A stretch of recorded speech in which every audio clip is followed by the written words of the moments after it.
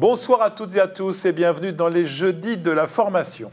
L'autisme est un sujet très particulier pour un journaliste médical. C'est une garantie d'audience, mais aussi d'un courrier de reproches volumineux, car l'autisme fascine autant qu'elle divise.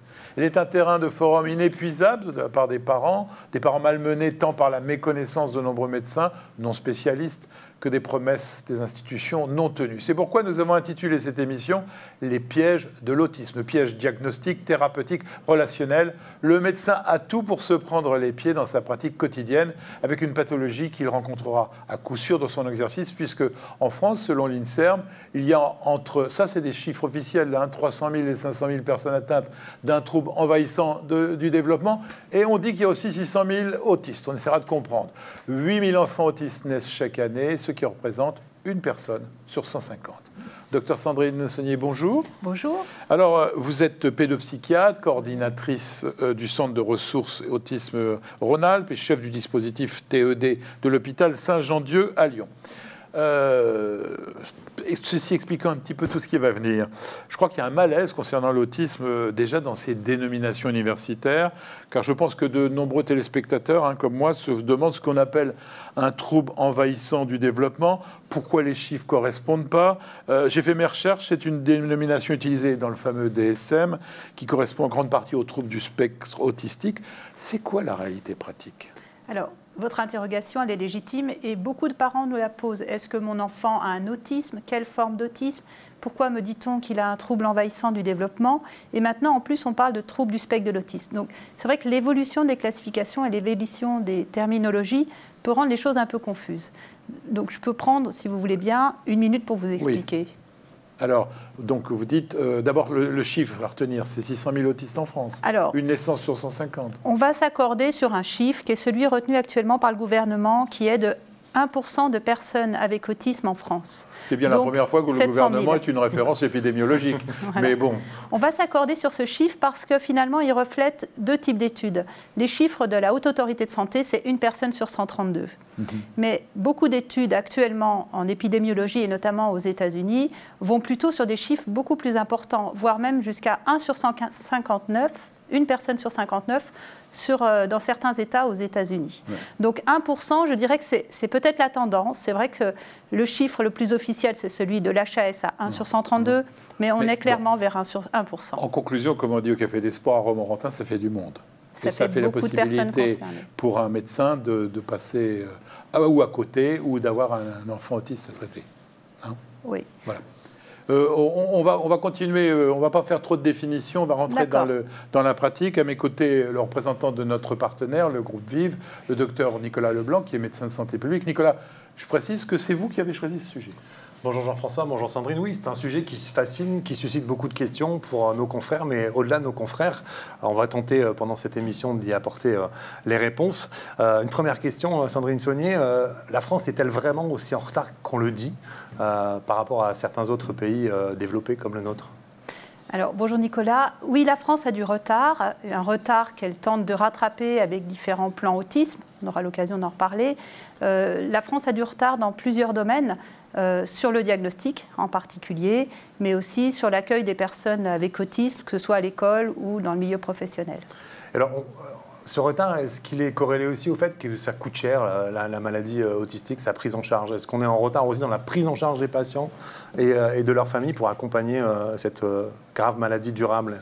Alors, le retard va coûter d'autant plus cher qu'il est important. C'est-à-dire que si on dépiste et qu'on diagnostique tôt l'autisme, a priori, on a des progrès et une évolution favorable de ces enfants. Donc ça coûtera moins cher pour la société et pour les personnes concernées d'être diagnostiquées tôt. Donc le problème n'est pas une question de coût en termes de coût de diagnostic. Le diagnostic ne coûte pas si cher. C'est plutôt la prise en charge. La prise en charge, elle est coûteuse si justement on n'a pas une prise en charge adaptée. Parce que finalement, on va utiliser des méthodes, des approches, du personnel, du temps qui coûtera cher pour peu de résultats. D'autant qu'on borne mal l'autisme dans le temps, parce qu'on peut penser à tort que c'est une maladie du petit enfant, alors qu'en fin de compte, c'est un diagnostic qu'on conduit toute sa vie. Alors vraiment, l'autisme, c'est un trouble vie entière. S'il y a une chose qu'on peut retenir, c'est que ça touche les personnes depuis le plus jeune âge jusqu'à l'âge adulte. C'est vraiment un trouble du neurodéveloppement qui va durer toute la vie. J'ai oublié de vous poser cette question. Ils décèdent plus tôt que les gens non atteints? Alors malheureusement, les chiffres de mortalité qu'on a concernent surtout des personnes qui sont en institution, qui ont souvent une déficience intellectuelle associée, plusieurs handicaps, et on ne sait pas si c'est lié à l'autisme ou aux autres pathologies, mais effectivement la mortalité et la morbidité est plus importante chez les personnes déficientes en institution. Juste pour parler aussi de la différence avec la France, on parle beaucoup de la scolarisation, qui est un problème toujours pas résolu en France et qui est mieux abordé dans d'autres pays. C'est mieux abordé dans notre pays, mais je pense que l'institution scolaire, ce sont ceux qui ont fait le plus de progrès actuellement dans l'accueil des personnes avec autisme et des enfants avec autisme. C'est une grosse machine qui a mis du temps à se mobiliser, mais actuellement, les chiffres sont très clairs. On scolarise beaucoup mieux les enfants avec autisme. Surtout en maternelle et primaire, tout ce qui est collège et enseignement supérieur, il y a encore un long chemin à faire.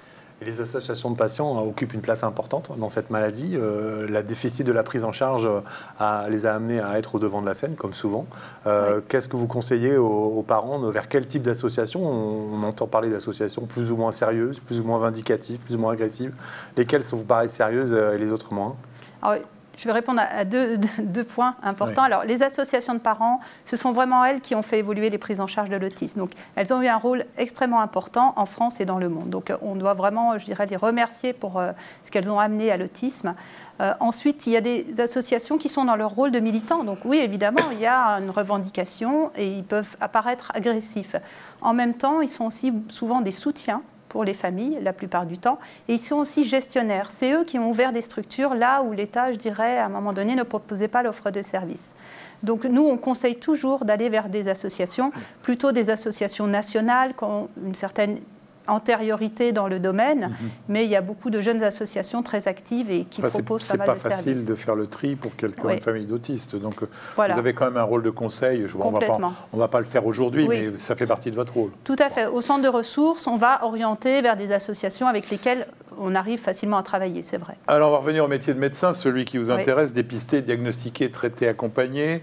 On parle beaucoup des recommandations de la HAS sur la prise en charge de l'autisme qui date de 2012.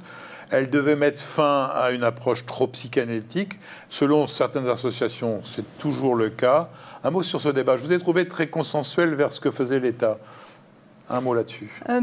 Alors, le débat a eu lieu en 2012 et c'est vrai qu'il y a eu des confrontations, même des affrontements très forts autour de la question de la place de la psychanalyse ou des thérapies institutionnelles dans l'autisme. C'est actuellement tranché. La stratégie nationale et la HAS ont clairement dit que la science devait être placée au cœur de l'autisme et maintenant on se réfère aux bonnes pratiques et je dirais à un courant d'evidence-based medicine ou de médecine de preuve factuelle. Il y en a sur l'autisme, il n'y a pas tant d'études que ça. Il commence à y en avoir et on a un certain nombre d'éléments qui nous permettent de recommander des pratiques, notamment les pratiques cognitivo-comportementales et différentes rééducations qui sont censées aider les personnes avec TSA ou troubles du spectre de l'autisme. Pardon, je jargonne. Un des grands sujets est le dépistage et l'âge précoce du dépistage.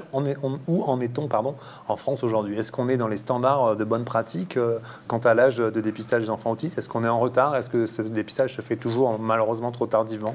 Oui, ça se fait encore trop tardivement. C'est-à-dire qu'il va y avoir quelques centres d'excellence où on arrive à diagnostiquer, dépister les enfants dès l'âge de 18 mois et de manière courante avant 3 ans. Mais il y a d'énormes disparités territoriales où là encore, on voit d'un centre à l'autre des enfants qui ne seront dépistés qu'à 5-6 ans, alors que clairement, on peut faire le diagnostic dès l'âge de 2 ans. Et comment fait-on? C'est avec des moyens supplémentaires? C'est en formant les médecins spécialistes? C'est en formant les généralistes? Je dirais qu'il y a plusieurs stratégies. Déjà, le repérage, donc former les premières lignes, notamment les médecins généralistes qui ont un rôle essentiel, généralistes, pédiatres, médecins de PMI, professionnels de la petite enfance aussi et des crèches qui connaissent bien les enfants. Ensuite, leur donner des outils de dépistage qu'ils peuvent utiliser en pratique courante et derrière leur donner une conduite à tenir. Une fois que j'ai repéré un enfant, que je l'ai dépisté, vers qui je m'adresse. Et justement, on écoute les conseils que l'équipe technique d'un centre spécialisé a envie de faire passer aux médecins non spécialistes qui nous regardent. Notre journaliste Diane Chacarella s'est rendue à Lyon. Eh bien, on va vous retrouver, Sandrine, dans le centre de ressources autisme Rhône-Alpes, car c'est celui où vous travaillez. Au centre de ressources autisme Rhône-Alpes, nous avons d'abord une fonction d'orientation et de coordination du parcours des patients. mais il y a beaucoup plus de demandes que de diagnostics réalisés, ce qui fait qu'il y a des listes d'attente. D'où l'importance de former plus de praticiens, plus de centres, plus de services au diagnostic commun. Les médecins généralistes, dans un temps limité de consultation, vont avoir du mal parfois à repérer des signes d'autisme. Le conseil que je donnerais à un généraliste, c'est déjà de bien repérer les troubles de manière très très précoce. Un enfant qui ne pointe pas, par exemple à l'âge de 18 mois, qui n'a aucun babillage, qui a une motricité très en retard, il peut prendre le temps de revoir cette famille. Il y a des consultations dédiées pour les difficultés de neurodéveloppement et à ce moment-là, prendre son temps avec cet enfant pour explorer les qualités de sa communication et de son développement. Je conseille aux médecins de bien écouter les inquiétudes des parents parce que très souvent ils ont vu juste et assez tôt ils ont repéré les difficultés de leur enfant. Donc si un parent est inquiet sur la communication de son enfant, dans un premier temps d'essayer de vérifier au niveau sensoriel s'il n'y a pas un problème d'audition ou de vision. Et puis ensuite de demander une évaluation par une professionnelle comme une orthophoniste. On peut s'aider aussi de questionnaires de dépistage pour essayer de faire préciser aux parents les différentes inquiétudes dans la communication de leur enfant. Le rôle du médecin généraliste, il est important au début, au moment du repérage, pour ne pas rassurer à tort une famille.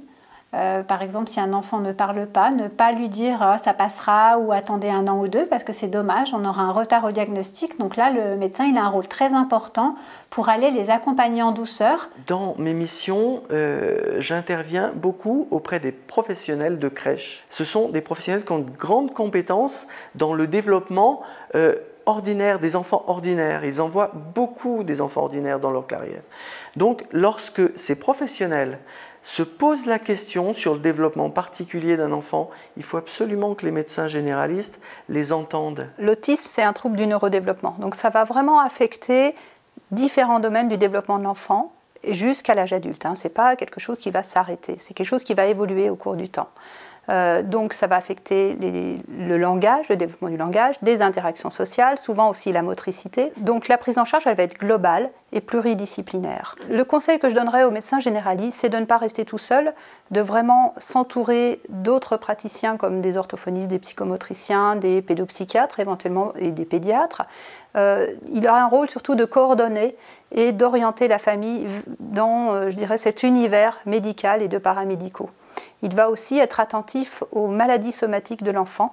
C'est important que l'enfant se familiarise avec l'univers médical parce qu'un enfant avec autisme qui est très angoissé du changement, qui peut ne pas bien supporter d'être examiné, s'il est en confiance avec son médecin généraliste, ça va lui éviter beaucoup d'ennuis plus tard. Les médecins généralistes qui suivent les enfants avec autisme doivent être particulièrement attentifs à l'expression de la douleur qui peut être différente chez ces enfants. Par exemple, certains enfants peuvent ne pas exprimer la douleur alors qu'ils la ressentent et on peut, dans ces cas-là, passer à côté d'un diagnostic. Donc être particulièrement attentif s'ils vont toucher une zone qui semble douloureuse ou éviter justement qu'on aborde une certaine partie ou s'ils vont avoir des gestes répétitifs, on appelle ça des stéréotypies, s'ils vont se frapper une région du corps, toujours dans un premier temps penser est-ce qu'ils ne pourraient pas avoir mal à cet endroit-là. Et puis aussi, je conseillerais aux médecins généralistes d'être attentifs lorsque les parents signalent un changement du comportement de l'enfant, parce qu'il y a très souvent une cause somatique derrière. Par exemple, ça peut être des caries non traitées ou une otite.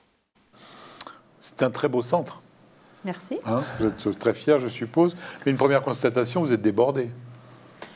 Ça dépend des jours. Oui, mais il y a beaucoup de centres comme le vôtre ? Il y a 27 centres de ressources autisme en France et le nôtre a une particularité, c'est qu'on s'appuie sur des équipes associées. Ce qui fait qu'on n'est pas tout seul pour proposer des diagnostics d'autisme.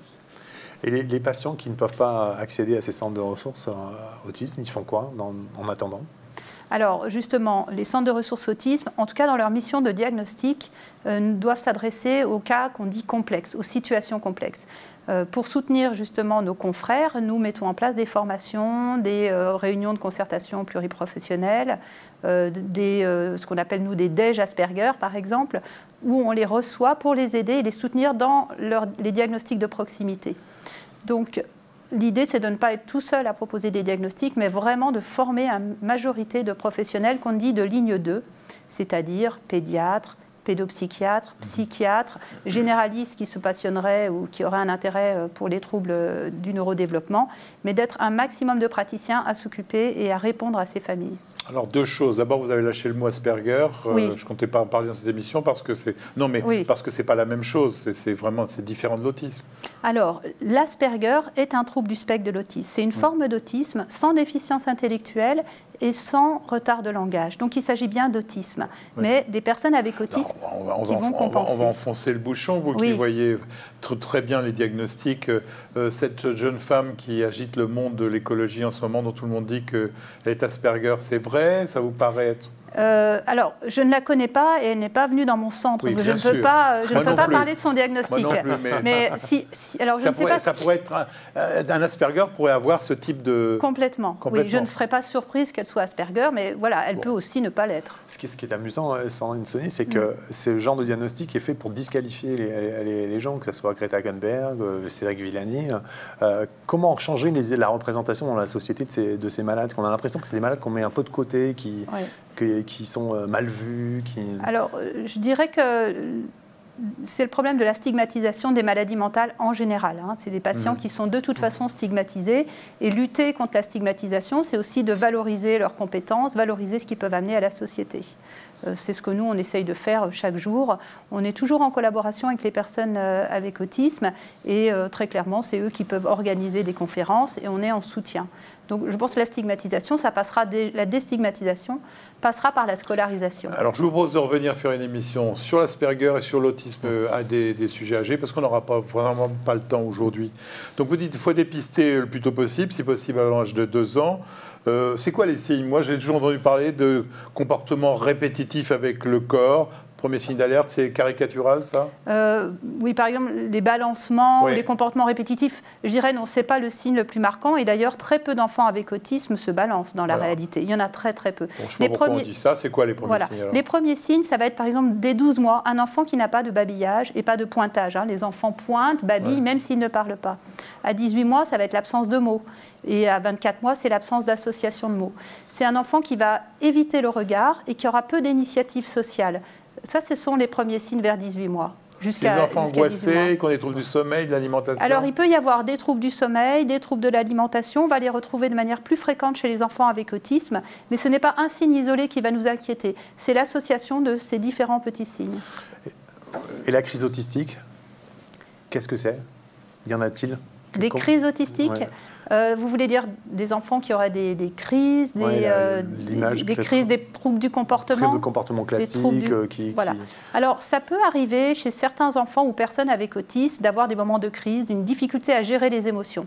C'est souvent quand il y a une frustration qui ne peut pas s'exprimer, quand on ne lui a pas laissé les moyens de communiquer ou quand on est venu troubler un rituel qui était très important.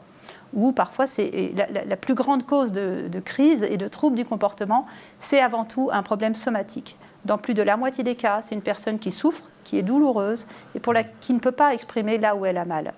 Donc, il faut d'abord penser quand une personne a une crise, est-ce qu'elle a pu communiquer, est-ce qu'elle a pu exprimer ses besoins, est-ce qu'elle souffre quelque part? C'est les 3 questions à se poser. Ouais, j'ai vu que vous avez beaucoup insisté dans le reportage sur l'hyper ou l'hyposensibilité sensorielle. Ça aussi, c'est quelque chose que le médecin doit essayer de retrouver? On peut le rechercher. Toutes les personnes avec autisme ne vont pas présenter des troubles sensoriels, mais quand ils existent, c'est important de les repérer.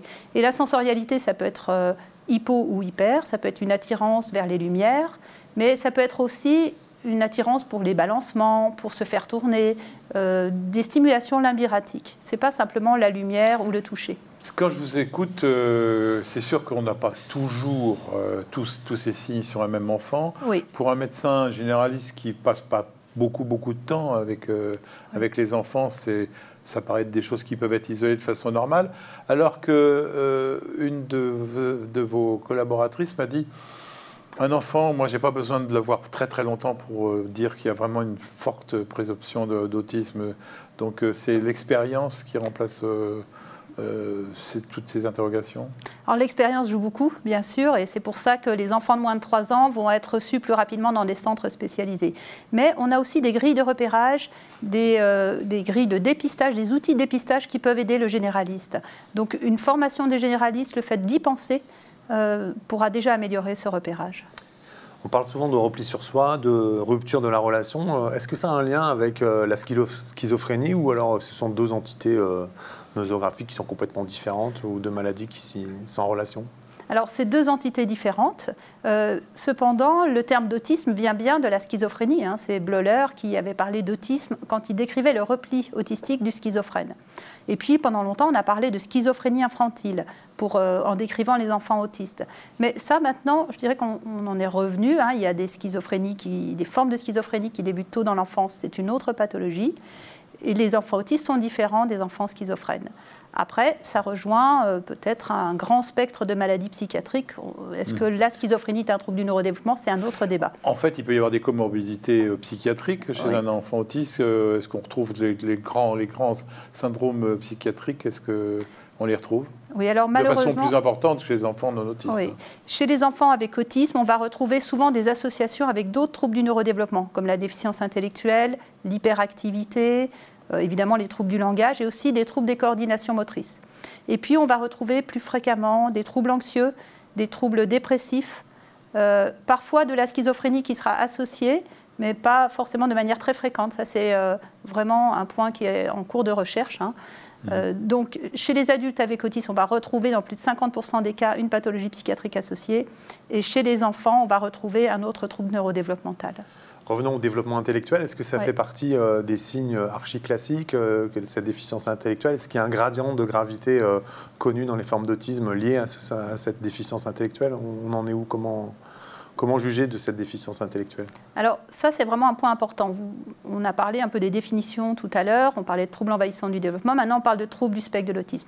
Quand une personne présente un trouble du spectre de l'autisme, on va préciser si oui ou non elle a une déficience intellectuelle associée. Et là, ça va dépendre des chiffres des cohortes en population.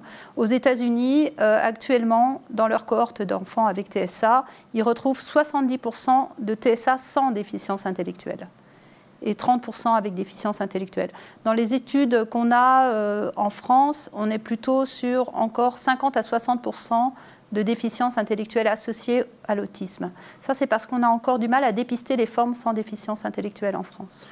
J'étais surpris par une recommandation dans le reportage. Vous dites ne pas rassurer à tort. Oui. Il faut être inquiétant. Il faut être lucide et objectif. Donc, quand un médecin généraliste reçoit une famille et que la famille est inquiète, dans 80% des cas, dans plus de 80% des cas, elle a raison de s'inquiéter. Donc il ne faut pas rassurer à tort, ça va aller mieux. Surtout qu'on peut se tromper dans le diagnostic dans ce sens-là, c'est moins grave. Voilà. Donc le généraliste peut revoir l'enfant, prendre plus de temps. Maintenant, il y a des consultations spécialisées. Vous encouragez à ce qu'il envoie très vite à une consultation spécialisée? Non, le médecin généraliste peut proposer une consultation complexe où il peut prendre plus de temps, qui est mieux rémunéré. Oui, mais vous dites qu'envoyer un pédopsychiatre rapidement, c'est pas une erreur. C'est un très bon réflexe. Une fois qu'on a revu l'enfant une deuxième fois, qu'on a pris le temps d'interroger l'enfant et de l'observer, si on est toujours inquiet, il faut effectivement l'envoyer chez un spécialiste. Est-ce que plus on dépiste tôt, plus les chances d'amélioration sont importantes? C'est ce que les études tendent à montrer, hein, que le dépistage, si on intervient, il ne s'agit pas de dépister ou de diagnostiquer et de ne rien faire. Si on intervient tôt, a priori, on va avoir des gains en termes de développement. Et encore à savoir ce que vous êtes capable de faire et ce qu'on peut faire, parce que j'ai l'impression que là aussi, il y a une grosse demande et pas toujours une forte réponse. Est-ce que le diagnostic repose uniquement sur une évaluation clinique ou il y a des examens complémentaires, biologiques, génétiques, immunologiques qui existent aujourd'hui? Où en est la recherche là-dessus?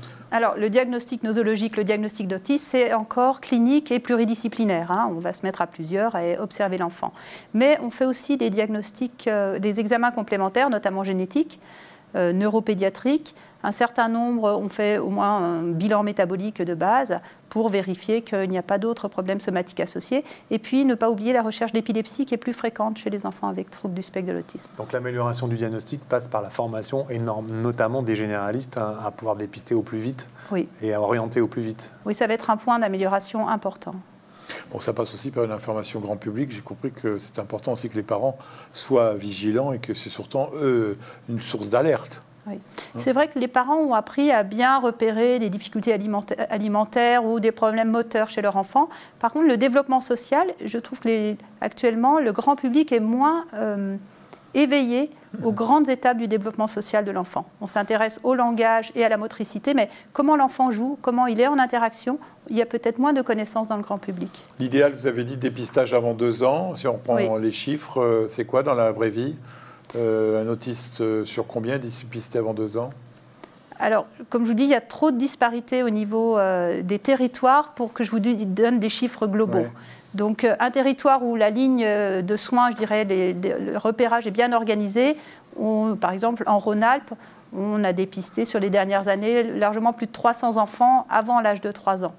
Mais on va alors aller que voir, dans une région qu'on ne dira pas, ils vont avoir dépisté la moitié. Non, mais c'est une vraie médecine à 2 vitesses qui s'installe dans ce type de pathologie. Malheureusement, je pense qu'on peut parler de médecine à 2 vitesses, oui. Donc, il y a des dépistages très tardifs, il y a des autistes, parce qu'il y a des degrés dans l'autisme. Oui. Je suppose qu'un autisme grave, on est obligé à un moment de le dépister assez vite. Mais est-ce qu'il y a des gens, c'est un terme qui est passé dans le langage public, de dire tiens, c'est un autiste lui. Est-ce qu'il y a des autistes moins atteints que d'autres qui sont dépistés tard ou qui ne sont jamais dépistés? Oui, il y a des autistes qui ne seront jamais dépistés, on les voit quand ils arrivent à l'âge adulte.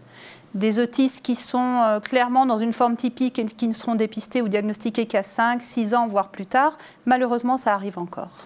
Et comment faites-vous pour faire connaître vos centres au plus profond des réseaux de la petite enfance? On l'a vu dans le reportage. À Lyon, c'est une chose. Quand on est dans des zones un peu plus démunies en termes de médecins, en termes d'infrastructures, on sait très bien qu'il y a très peu de pédopsychiatres en France, dans certaines régions. 27 centres, vous nous avez dit tout à l'heure. Voilà, 27 centres de ressources autistes. Donc, les centres de ressources autisme ont aussi une mission d'animation de réseau. Donc, c'est à eux de se faire connaître, d'aller animer un réseau, de réunir les professionnels pour les former. Alors, un des maîtres mots de l'approche moderne du traitement, enfin du moins de ce qu'on peut faire, c'est de déculpabiliser les parents.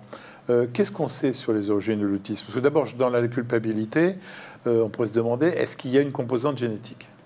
Il y a une composante génétique, ça ne veut pas dire que le parent transmet des gènes de l'autisme à son enfant. Hein. Il y a beaucoup de cas d'autisme qui sont plutôt liés à des mutations de novo au moment de la formation de l'embryon ou de la... Il y a des familles d'autistes? Il y a malheureusement des familles d'autistes, c'est-à-dire qu'il y a un risque de récurrence plus élevé. Si on a déjà un enfant autiste, on a plus de risque d'avoir un deuxième enfant avec autisme, puisque la prévalence est de 1% en population générale, et on est à 8 à 15% dans les fratries. Donc effectivement, il y a plus de risques. Et est-ce que du coup, dans ces familles, lorsqu'il y a une grossesse, il y a déjà une sensibilisation au dépistage qui est proposée à ces familles-là? Oui, ils sont surveillés.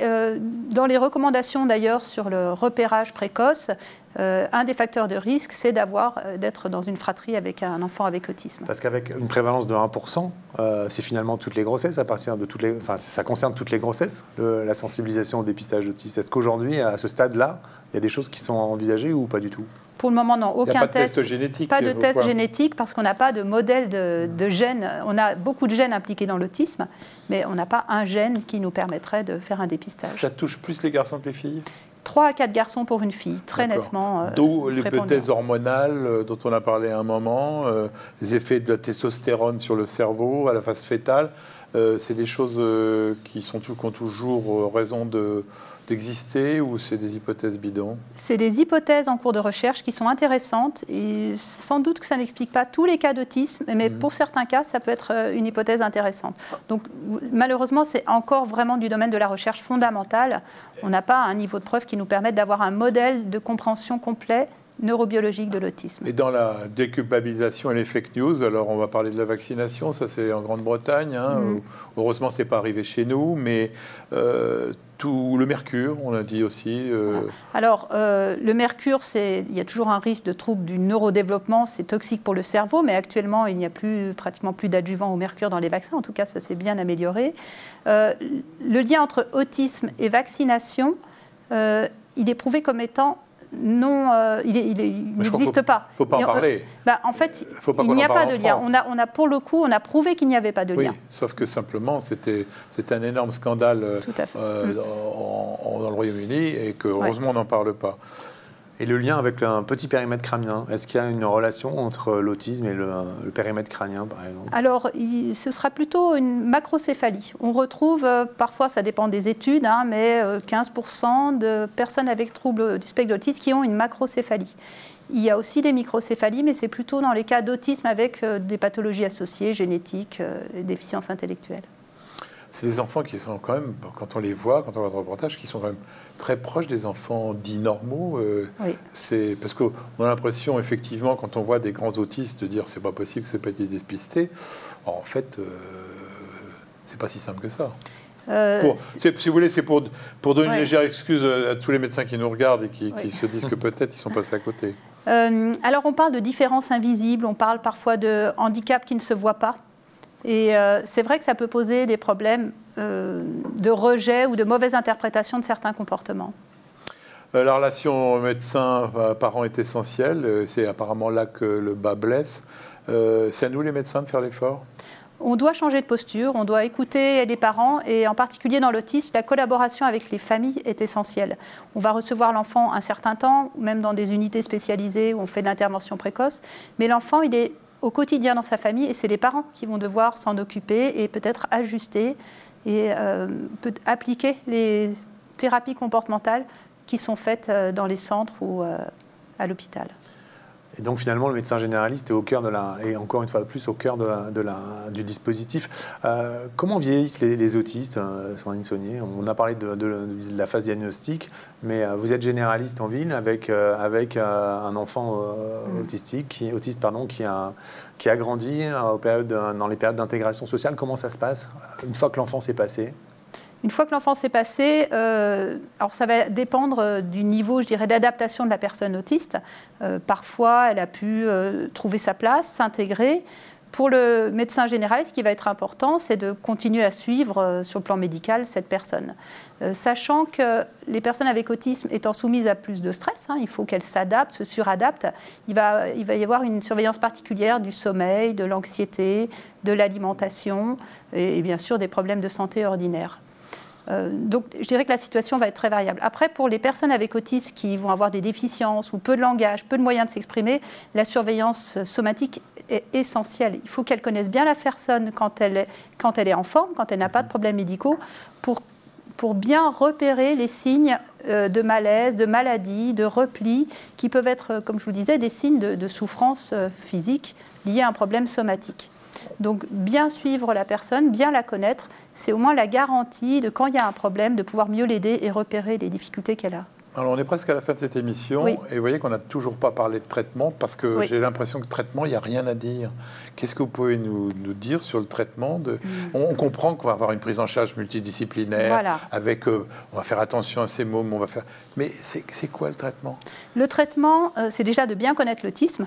C'est effectivement la prise en charge pluridisciplinaire, ça va être des interventions cognitivo-comportementales, d'aménager l'environnement. Et puis, il y a quelques traitements médicamenteux qui sont actuellement à l'étude. Des molécules, il y a des essais thérapeutiques en cours. Ça, c'est que des essais. Pour le moment, il n'y a rien de prescrit. Oui, pour le moment, il n'y a rien de prescrit. Vous faites quoi? Vous dites aux parents qu'est-ce qu'il faut faire? Il n'y a pas de... alors, je sais que l'HAS fait très attention sur l'importance controversée de la psychanalyse et du packing en France. D'ailleurs, c'est quoi le packing? Le packing, c'est une technique d'enveloppement humide qu'on a eu proposer il y a quelques années à des enfants. Ça n'a plus lieu d'être.